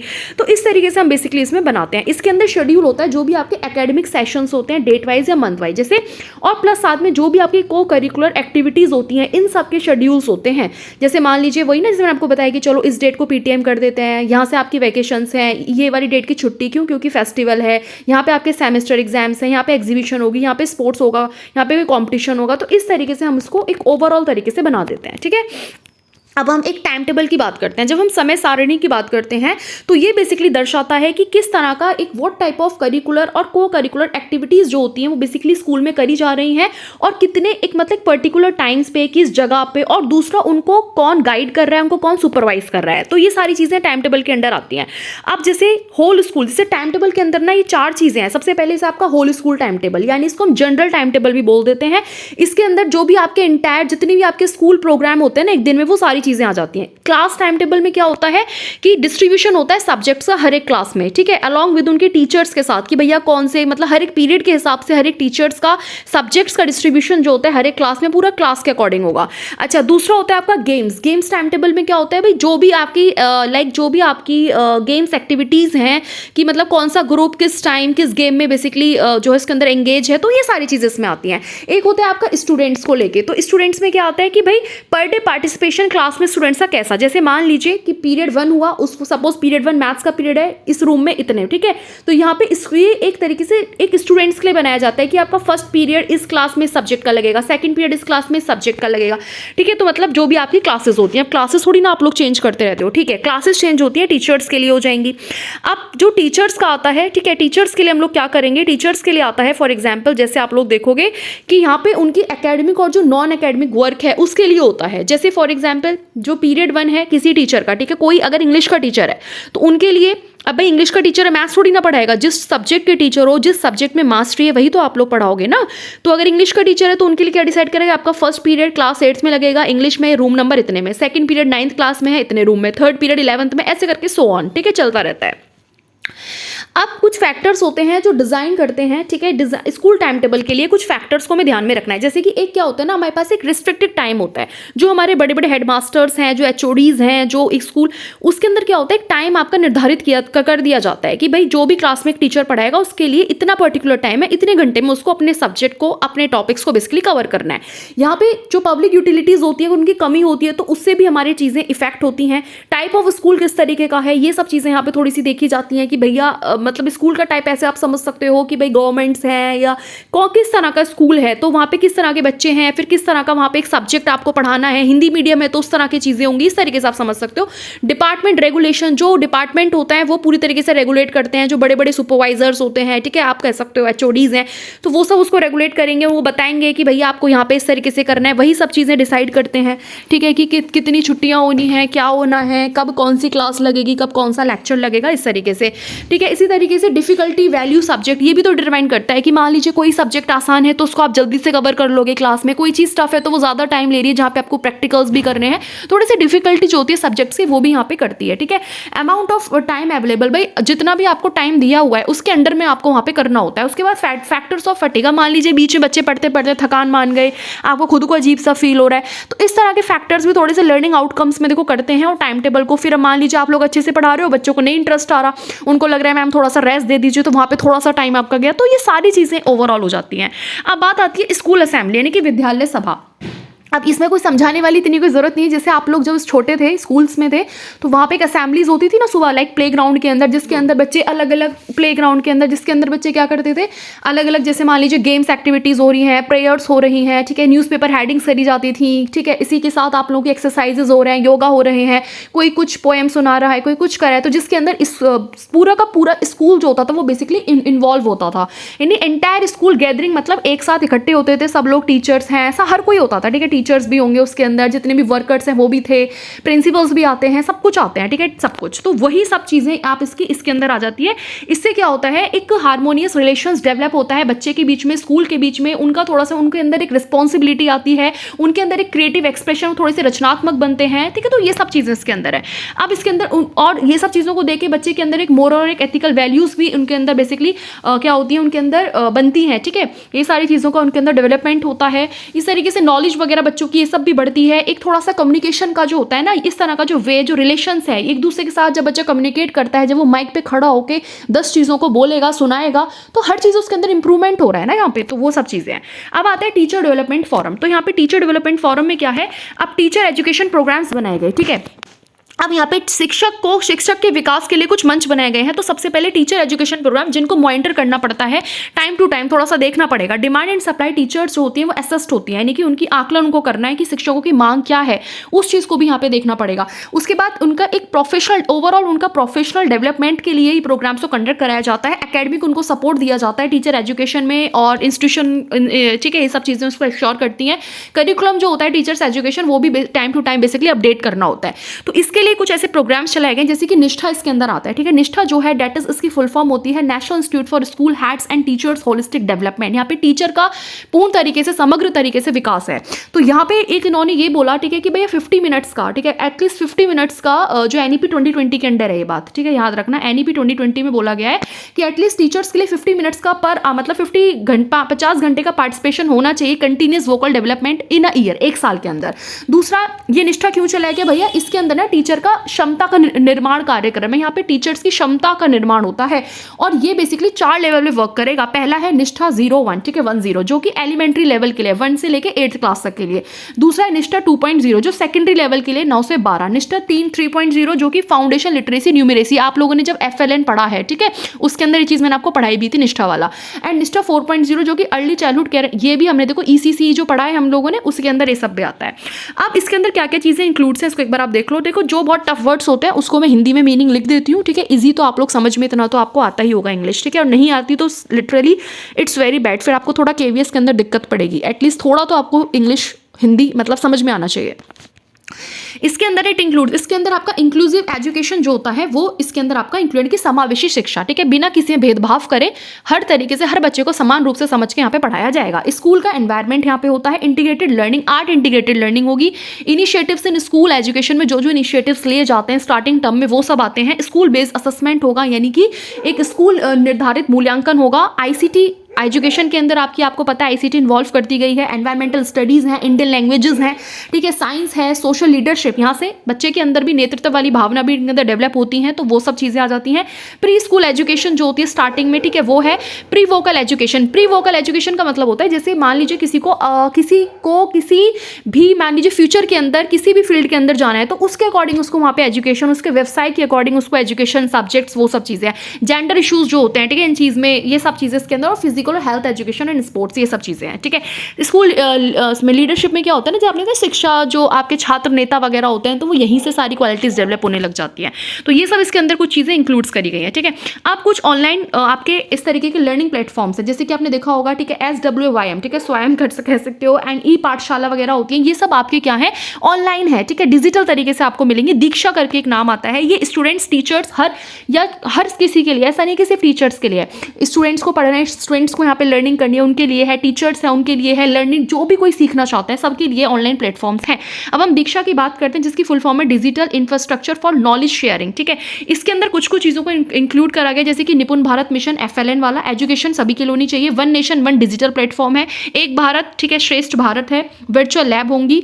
इसी तरीके से विद्या, ये जो आपका अमृत महोत्सव, ये क्या होता है, एक फेस्टिवल होता है जो कि बेसिकली क्यों मनाया जाता है भाई, जो भी शिक्षक हैं उनकी जो शिक्षक हैं, ठीक है, जो छात्र हैं उनके प्रशिक्षण के लिए कि उनका कितना ज़्यादा इन्वॉल्वमेंट है, इन सब चीज़ों के लिए इसको बेसिकली मनाया जाता है। इस तरीके से परीक्षा पे चर्चा, जैसे परीक्षा पे चर्चा आपने देखा होगा, मोदी जी ने इसको स्टार्ट करा है, ठीक है, जब भी परीक्षा होती है तो वो थोड़ा सा डिस्कस करते हैं बोर्ड्स वगैरह से पहले। इस तरीके से building vocational education for bright future, तो इन सब पॉइंट्सों को यहाँ पे इसके अंदर इंक्लूड करा गया है। इसके बाद आते हैं parent teacher forum. Parent teacher forum के अंदर आप लोग पढ़ोगे कि भाई यहाँ पे पेरेंट्स और टीचर के बीच के रिलेशनशिप की बात करी कि दोनों के बीच में एक अच्छा रिलेशनशिप होना चाहिए। इससे क्या होगा, अगर अच्छा रिलेशनशिप नहीं होगा मान लीजिए, तो क्या होता है भाई, सीधी सी बात है, जैसे पीटीएम वगैरह ऑर्गेनाइज करी जाती है स्कूल में, ठीक है, तो वो एक इसी के लिए होता है, वो पेरेंट टीचर फोरम्स के लिए, ठीक है, इसी को एनकरेज करने के लिए होता है ज़्यादातर जो होता है ना। तो यहाँ पे जो टीचर्स होते हैं जब वो बच्चे के बारे में बताएंगे कि भैया ये कमियां हैं, ये स्ट्रेंथ्स हैं, ये वीकनेस है, तो वो सब चीज़ें यहाँ पे एक पेरेंट जो होता है टीचर के माध्यम से अपने बच्चे के बारे में जान पाता है। इस तरीके से स्पिरिट ऑफ कॉपरेशन, यहाँ पे पेरेंट्स का भी स्कूल के अंदर बहुत बड़ा कॉपरेशन होता है, योगदान होता है, प्राइड होता है। इसी तरीके से जो स्पेशल इवेंट्स होते हैं उनके अंदर पेरेंट्स को बेसिकली बुलाना, जब कोई फंक्शन होता है, एनुअल फंक्शंस होते हैं स्कूल में, तो वहाँ पे पेरेंट्स को भी बेसिकली बुलाया जाता है। या जैसे एक वो अपने बच्चे की वही बात है ना कि प्रोग्रेस के बारे में जानना, एंड साथ में स्कूल इवेंट्स में वो लोग पार्टिसिपेट करते हैं, तो यहाँ से एक टीचर पेरेंट्स फोरम आता है। उसके बाद टू ब्रिंग, इससे क्या होता है ना, थोड़ा सा होम एंड स्कूल जो होते हैं आपस में थोड़े कॉन्टैक्ट में आ जाते हैं, क्योंकि दोनों में कॉन्टैक्ट होना बहुत जरूरी होता है। ऐसा नहीं कि बस बच्चे को पढ़ने भेज रहे हो, पेरेंट्स का कोई मतलब नहीं है स्कूल से, ऐसा नहीं हो सकता, ठीक है। दूसरी बात ये है कि यहाँ पे एक समान तरीके से और एक क्वालिटी एजुकेशन हर बच्चे को प्रोवाइड करना है, ठीक है। और उसके बाद आता है फैसिलिटिंग इंटरेक्शंस, यहाँ पे थोड़े टीचर्स के बीच में, एडमिनिस्ट्रेटर कम्युनिटी के बीच में एक इंटरेक्शंस होते हैं, और दूसरा प्रमोट करता है वेलफेयर को इन होम और कम्युनिटी दोनों के अंदर। अब हम बात करते हैं अचीवमेंट डाटा, ठीक है ना, कि उपलब्धि डेटा क्या होता है ये। तो इसके अंदर क्या होता है भाई, यहाँ पे ये चीज़ आती है जैसे कि हमको अचीवमेंट नाम से पता चल रहा है कि क्या चीज़ एक्जैक्टली हम लोगों ने अचीव करी, चाहे स्टूडेंट हो, चाहे टीचर्स हो, चाहे स्कूल हो। तो यहाँ पे तीनों चीज़ इंक्लूड है, जैसे मैंने लिखा भी है, ठीक है, स्टूडेंट्स का अचीवमेंट भी होगा, टीचर्स का भी होगा, स्कूल का, ठीक है, भी होगा। तो यहाँ पे अगर हम स्टूडेंट्स की लर्निंग की बात करते हैं कि एग्जैक्टली उन्होंने क्या सीखा और उनके क्या आउटकम्स निकल के आए, और दूसरा उन्होंने क्या चीज़ उसमें बेसिकली अचीव करा, तो यहाँ पे जैसे उनके टेस्ट स्कोर्स के माध्यम से, क्लास बेस्ड असेसमेंट्स के माध्यम से, उनके ग्रेड्स के माध्यम से, पोर्टफोलियोज और भी बहुत सारी चीज़ें इसके अंदर इंक्लूड हो सकती है, ठीक है। अब क्या होता है, improving teaching learning, for improving, अगर हमें टीचिंग लर्निंग को इंप्रूव करना है तो उसके लिए हमें देखो कुछ चीज़ें, अब क्यों होता है, देखो एक और चीज़, डेटा जो अचीवमेंट है ये थोड़ा सा टीचिंग लर्निंग को इंप्रूव करने के लिए भी होता है। तो यहाँ पे सबसे पहले सब्जेक्ट वाइज एनालिसिस करी जाती है, उसके बाद लर्निंग आउटकम्स क्या निकल के उसको एनालिसिस करो, और उसके बाद फिर टर्म वाइज एनालिसिस करो। तीन तरीके से यहाँ पे एनालिसिस किया जाता है। अब यहाँ पे कुछ प्रोग्राम्स को बेसिकली फॉलो भी किया जाता है, जैसे कि यहाँ पे टीचर एक काउंसलर की तरह वर्क करता है, ठीक है। रेमेडिएशन और लर्निंग डिफिकल्टीज, जो भी आपको दिक्कतें आ रही है सीखने में, जो कठिनाई आ रही है उसके अंदर थोड़ा सा सुधार होना चाहिए। इनरिचमेंट मतलब कि अलग अलग जो रिसोर्सेज हैं वो सब आपको मिलने चाहिए, जो अलग अलग फैसिलिटीज हैं वो सब बेसिकली आपको मिलने चाहिए। एंड टीचर्स ओन रिफ्लेक्शन, यहाँ पे टीचर्स का अपना खुद का क्या होता है, प्रतिबिंब होता है, एक प्रतिबिंब होता है, एक रिफ्लेक्शन होता है, ठीक है। अब अचीवमेंट डाटा क्या होता है कि कुछ जो स्टूडेंट्स के अचीवमेंट होते हैं उनके कुछ क्रिटिकल क्वेश्चंस होते हैं, उनका आंसरिंग करने के लिए भी अचीवमेंट डेटा होता है, जैसे कि what evidence show knowledge of skills, जो एक नॉलेज है बच्चे के अंदर, जो स्किल्स हैं उसको, और बच्चे ने बेसिकली क्या अचीव किया, और दूसरा कि भाई क्या उसकी जो एकेडमिक प्रोफिशिएंसी है वो सब क्या है, और उसमें से उसने बेसिकली कितने अचीव किया। तो इन सब चीज़ों को देखने के लिए हम लोग क्या करते हैं, एक अचीवमेंट डाटा बनाते हैं। और अचीवमेंट डाटा बहुत ज़्यादा इंपॉर्टेंट होता है, यहीं से पता चलता है कि एक्जैक्टली आप क्या चीज़ सीख रहे हो, किस चीज़ में आपको सुधार करना है, क्या करना है, तो वो सारी चीज़ें हैं, ठीक है। अब हम लोग आगे बढ़ेंगे। देखो मैं थोड़ा जल्दी पढ़ा रही हूँ ना, तो वही है क्योंकि टाइम अब है नहीं और जनवरी तक सिलेबस सारा कवर करना था। चलिए, इसके बाद है आपका school self assessment and improvement. अब नेक्स्ट टॉपिक आपका ये स्टार्ट होता है। तो भाई यहाँ पे क्या करता है, स्कूल जो होता है अपना खुद का स्वयं का मूल्यांकन करता है, फिर उसके अंदर सुधार करता है। अगर उसको लगता है कि ये चीज़ हमारी यहाँ कमी है, या हमको अपने करिकुलम के अंदर चेंजेस करना है, या हमें ये चीज़ कम करनी है, हमें ये चीज़ ज़्यादा करनी है, तो वो सब चीज़ों को खुद से देखेगा, ठीक है। उसके बाद उसके अंदर इंप्रूवमेंट करेगा। तो स्कूल सेल्फ असेसमेंट ये एक तरीके से आप कह सकते हो कि ये एक कोलैबोरेटिव, इंक्लूसिव, रिफ्लेक्टिव प्रोसेस, यानी कि सहयोगी, समावेशी, चिंतनशील प्रक्रिया है। इसके अंदर क्या होता है, reflection of work of school by, अब यहाँ पे भाई टीचर्स, मैनेजमेंट, पेरेंट्स सबका इन्वॉल्वमेंट होगा। तो अब वो किस तरीके से, जैसे कि मान लीजिए हाउ वी आर डूइंग, हम कितना अच्छा काम कर रहे हैं, हम मतलब how well we are doing, हम कितना अच्छा काम कर रहे हैं, हम और चीज़ों को कैसे जान सकते हैं, हम और कितना और कितना ज़्यादा हम लोग और चीज़ों को जानते हैं, हम कैसे जानते हैं, हमारी स्ट्रेंथ क्या है, हमारी ताकत क्या है, और उसको हम किस तरीके से इंप्रूव कर सकते हैं, उसको हम सुधार कर सकते हैं। तो इसके अंदर कुछ पॉइंट, जैसे कि सबसे पहले जो भी आपके फोकस है उसको आइडेंटिफाई करो, जो भी आपका फोकस है एग्जैक्टली, जो भी आपका बेसिकली गोल है, जो भी चीज़ है, ठीक है, उसको पहले पहचानो। उसके बाद उससे रिलेटेड जितने भी सबूत हैं उनको गैदर करो, उनको इकट्ठा करो, उसके बाद उनका एनालिसिस करो, जजमेंट्स करो, उसके बाद सेल्फ इवोल्यूशन करो, रिपोर्ट वगैरह जो लिखो, खुद से रिपोर्ट लिखो, उसको शेयर करो, और उसके बाद इंप्रूवमेंट प्लान्स बनाओ। इंप्रूवमेंट प्लान बनाने करने के बाद और इंप्रूवमेंट प्लान को सिर्फ बना के ही नहीं रख लेना है, बल्कि उसको एक्शन में लेके आना है, उसके बाद उसको इंप्लीमेंट करना है, एंड दैट उसके बाद उसको इवेल्युएट करो, उसको मॉनिटरिंग करो और फिर लास्ट में उसको इवेल्युएट करो। ठीक है, अब आता है creating partnership with community industry. अब यहाँ पे पार्टनरशिप की बात आती है, जब अलग अलग चीज़ें का पार्टनरशिप मतलब अलग अलग चीज़ों का इन्वॉल्वमेंट होने लग जाए, आपका समुदाय आ जाए, नेबरिंग्स आ जाए, इंडस्ट्रीज आ जाए, ठीक है, हायर एजुकेशन आ जाए, तो उस पर स्कूलिंग का क्या बेसिकली प्रभाव पड़ता है, तो ये सब चीज़ें हम देखेंगे। ये आपका लास्ट टॉपिक है यूनिट 4 का। तो स्कूल कम्युनिटी पार्टनरशिप के अंदर क्या होता है कि सबसे पहले तो भाई एक रिलेशनशिप हमको यहाँ पे सस्टेन करना है, किसके बीच में, स्कूल के बीच में, फॉर्मल इनफॉर्मल जितने भी, क्योंकि पहले मैं कम्युनिटी की बात कर रही हूँ, जितने भी आपके इंस्टीट्यूशन है, चाहे वो औपचारिक हो चाहे वो अनौपचारिक हो, सबके बीच में एक क्या करना है, एक रिलेशनशिप को यहाँ पे स्थापित करना है, पहली चीज़। दूसरा होता है इसके अंदर आपकी क्या क्या चीज़ें, कुछ एग्जाम्पल्स मैंने लिए हैं, बहुत सारे एग्जाम्पल्स हैं, मैंने थोड़े से एग्जाम्पल्स लिए, जैसे कि स्कूल फैसिलिटीज़ है, इक्विपमेंट है, शेयरिंग रिसोर्सेज है, वॉलंटियर सर्विसेज है, मेंटरिंग है, ठीक है, इंप्लीमेंटेशन, इंटर्नशिप है, रिक्रिएशन है, safety building, planning, support, mutual public relation, working, ये सो ऑन, जितनी भी चीजें जहां पे कम्युनिटी और स्कूल दोनों का बेसिकली रोल होगा। अब बेनिफिट्स क्या होते हैं कम्युनिटी पार्टनरशिप के स्कूलिंग में, ठीक है, सबसे पहले हम देखते हैं। देखो सबसे पहले क्या करता है, सबसे पहले तो ये जो स्कूल फैसिलिटीज हैं, ठीक है, उसको इंप्रूव करता है। दूसरा अकाउंटेबिलिटी बढ़ाता है स्कूल पर्सनल के बीच में, कैपेसिटीज ऑफ पार्टिसिपेंट्स, इनकी जो क्षमता है उसको और ज्यादा बेहतर करता है। एनईए मतलब नेशनल एजुकेशन एसोसिएशन, इन्होंने एक बात बोली, इन्होंने बोला कि जब पेरेंट्स, स्कूल, फैमिलीज, कम्युनिटीज जब आपस में एक साथ वर्क करते हैं लर्निंग को सपोर्ट करने के लिए, तो स्टूडेंट जो होता है और अच्छे से अपने ग्रेड्स लेके आता है, ठीक है, रेगुलर तरीके से स्कूल आता है, स्कूल में लंबे समय के लिए रहता है और ज़्यादा से ज़्यादा लेवल प्रोग्राम के अंदर उनका एनरोलमेंट होता है, ठीक है, इसको ध्यान रखना है। एनईए नेशनल एजुकेशन एसोसिएशन ने इस बात को बोला। अब आता है स्कूल एंड इंडस्ट्रीज की हम बात करते हैं, यहाँ पे जैसे कि आपको समझ में आ रहा है इंडस्ट्रीज कंपनीज का ऐड हो जाए, जैसे कि आईटी कंपनीज, ठीक है, इन्फॉर्मेशन टेक्नोलॉजीज वगैरह इसके अंदर आ जाती हैं, जो कि बच्चों को कंप्यूटर्स वगैरह प्रोवाइड करती हैं, कंप्यूटर्स की नॉलेज देती हैं, इन्फॉर्मेशन देती हैं, तो उससे क्या होता है उनकी लर्निंग और ज़्यादा अच्छी होती है, एनहेंस होती है। अब आता है नेबरिंग स्कूल्स, अगर कुछ आसपास के पड़ोसी स्कूल्स भी जुड़ जाएं तो क्या होगा, सीधी सी बात है भाई, एक दूसरे का करिकुलम एक दूसरे के साथ शेयर होगा, ठीक है, एजुकेशनल एक्सपीरियंसेस को प्रमोट करेगा बच्चों के बीच में और जो यंग पीपल है उनके बीच में भी, ठीक है, स्टूडेंट्स की जो ट्रांजिशंस हैं यानी कि दोनों के संक्रमण में वृद्धि होगी, ठीक है, स्टूडेंट्स का जो एंगेजमेंट है, जो रिटेंशन है, उनको थोड़ा सा बढ़ा देगा और ज़्यादा से ज़्यादा अपॉर्चुनिटीज़ प्रोवाइड करेगा, ठीक है, चाहे वो स्कूल आपस में एक दूसरे के साथ अपने रिसोर्सेज को शेयर कर सकते हैं, फैसिलिटीज़ को बेसिकली इंक्लूड करके, ठीक है, फैसिलिटीज शेयर कर सकते हैं, तो ऐसी बहुत सारी चीज़ें इसमें हो सकती हैं। और साथ में जैसे मैंने आपको बोला करिकुलम वाला टॉपिक पॉइंट भी इसमें आप लोग ऐड कर सकते हो कि जो करिकुलम है वो भी एक दूसरे के साथ आप शेयर कर लो, उनका करिकुलम देखो अच्छा ऐसा है उनका, तो अपने चीज़ों के अंदर आप यहाँ पे सुधार कर सकते हो। उसके बाद अगर मैं हायर एजुकेशन की बात करती हूँ, उच्च शिक्षा, तो भाई सबसे पहले तो ये करिकुलम को ट्रांसफॉर्म करने के लिए, जैसे आप मान लीजिए यहाँ पे चॉइसेस दे दी जाती है कि मल्टीपल चॉइसेस आपको फर्स्ट ईयर के लिए, ठीक है, आप अलग अलग सब्जेक्ट्स को देखो, जो आपका मन करे वो लो। यहाँ पे थोड़ा जो सिलेबस होता है वो थोड़ा सा यहाँ पे घूमता है प्रोजेक्ट के अराउंड, ठीक है, एग्जाम्स के अराउंड नहीं घूमेगा, यहाँ पे प्रोजेक्ट होगा, प्रैक्टिकली तरीके से होगा।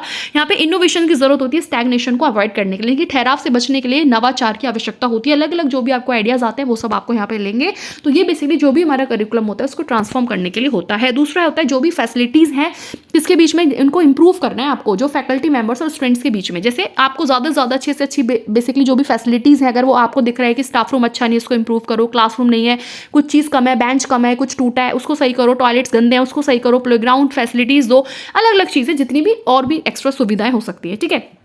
एक्सपोजर प्रोवाइड करना है फैकल्टी स्टूडेंट्स को। एक्सपोजर कैसे भाई, उनको अलग अलग जो यूनिवर्सिटीज़ है, क्योंकि यहाँ पे हायर एजुकेशन की बात करें, जब हायर एजुकेशन की पार्टनरशिप होती है तो बच्चों को क्या करा जाता है, इंटरनेशनल एजुकेशनल ट्रिप पे लेके जाया जाता है, ठीक है, ग्लोबल डायमेंशंस होते हैं, थोड़ा सा फॉरेन यूनिवर्सिटीज़ वगैरह में उनको लेके जाया जाता है, टीचर्स को भी फैकल्टीज़ को दोनों को, जैसे वहाँ जाने के बाद उनको क्या होता है, नई नई चीज़ों को एक्सपोज जब वो करते हैं, अलग चीज़ों को वो सीखते हैं, डायमेंशनल तरीके से वो सोचते हैं, प्रैक्टिकली तरीके से वो सोचते हैं, तो चीज़ें और ज़्यादा इफेक्टिव हो जाती है, ठीक है। इस तरीके जो सेकेंडरी एजुकेशन सिस्टम है उसको स्ट्रेंथ करने के लिए, उसको और ज़्यादा सुदृढ़ बनाने के लिए यहाँ पे इसका यूज होते हैं। और इन सब चीज़ों में सबसे बड़ी बात ये आती है कि हायर एजुकेशन में देखो सबसे बड़ी बात है, जब हायर एजुकेशन की बात करते हैं या नॉर्मल एजुकेशन की, तो वहाँ पे टीचर की कॉम्पिटेंसी बहुत ज़्यादा इंपॉर्टेंट होती है, यानी कि शिक्षक की योग्यता।